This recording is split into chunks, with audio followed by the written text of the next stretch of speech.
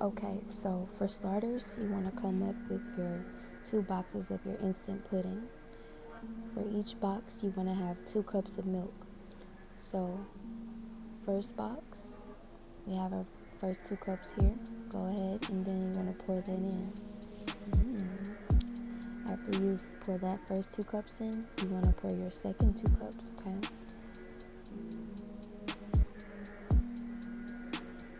I ran out of milk, so that was cool. It was close enough. It still had a good consistency still, so it was alright. So first I stirred it up with a spoon just to kind of keep it with a better consistency, and I went in with a whisk to be real particular so it were no more lumps. So now we're going to go in with our brown sugar. We're going to put in 1 cup of the brown sugar. So as you know, it's hard, so I pretty much just filled it up to where I felt that was enough. So then we're going to take the half and half. You want to use a 1/2 cup of that, and we're going to use 4 tablespoons of butter, okay? Then we're going to use 1 teaspoon of the vanilla extract, okay? We're going to put the stove on a medium heat, and then go ahead and throw that butter in, let that go ahead and simmer up, and then we're going to go ahead and pour that brown sugar in, okay? So even though it's hard right now, just let that butter melt on top of it.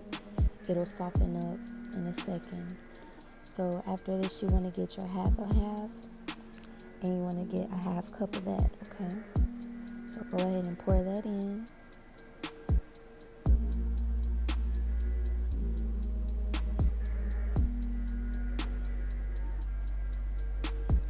Now, as you can see, it's clumped up. It will soften up. If you want, you can break it down like I did and, just soften those pieces up. But it will eventually soften up, as you can see. And it'll be at a much more loose consistency. So after we do that, we want to go ahead and add in that vanilla extract. Go ahead and stir that up, mix it up. Oh, y'all, this is smelling so good. So once you mix this up,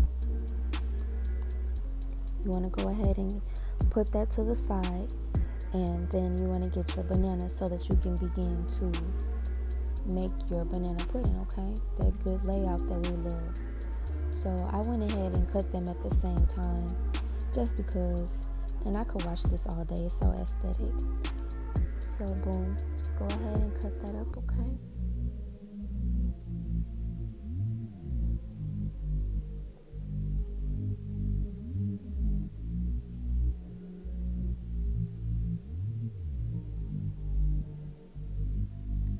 So we have our bananas here.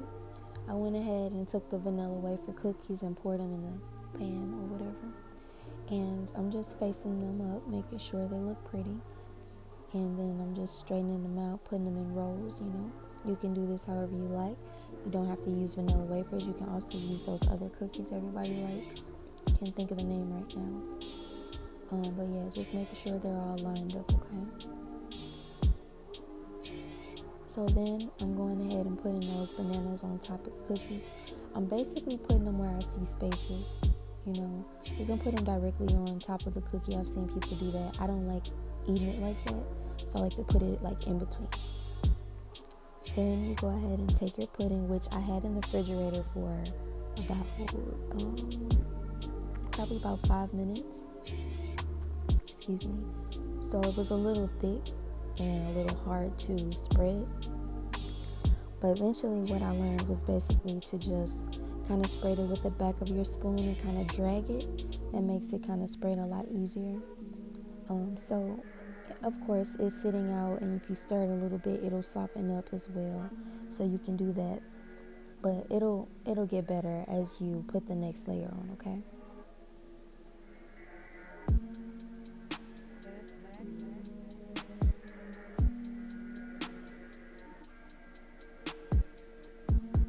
So now we're putting on more vanilla wafers, okay? Putting on that second layer here.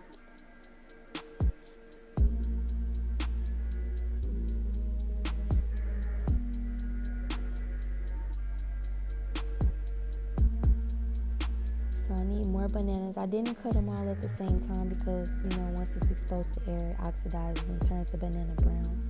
Didn't want that, so I'm just cutting it as I need. Okay? Doesn't have to be perfect. You see mine. I'm about to bash this, y'all, so don't even matter. So, putting those back on top again. Just make sure it's spread out. And you can use strawberries if you want. I wanted to use some strawberries, but I didn't have any at the time, so it's okay. I'll make some next time.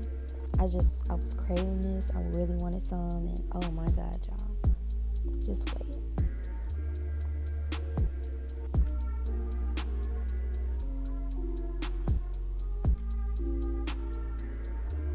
So I'm going to put that to the side. I'm going to go ahead and put this salt in my caramel that we made, okay? Now that it's kind of set for a minute and simmered down, I'm going to go ahead and mix that salt in, just a pinch of salt. That's all you need. And then I'm going to go ahead and drizzle that on top of the banana pudding, y'all. It's going to be so good, okay? It's going to be so good. Now, I didn't put it on the top layer. This is the second layer, okay? I'm going to go ahead and cover it up with some more pudding, okay? Don't that look so good? So now I'm adding more pudding than I did pretty much on the first layer. Like I said, it was a little thick, but now it's a little softer, so I can put a better consistency on there. But it's okay. It's going to be so good.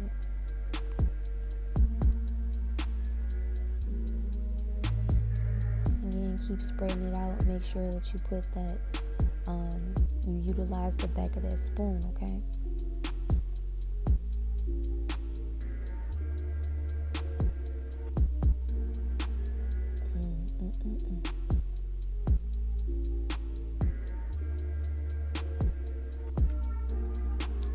So now I'm going to go ahead and put my final layer of the vanilla wafers on, okay? At this point, I only had one box of vanilla wafers. I didn't have two.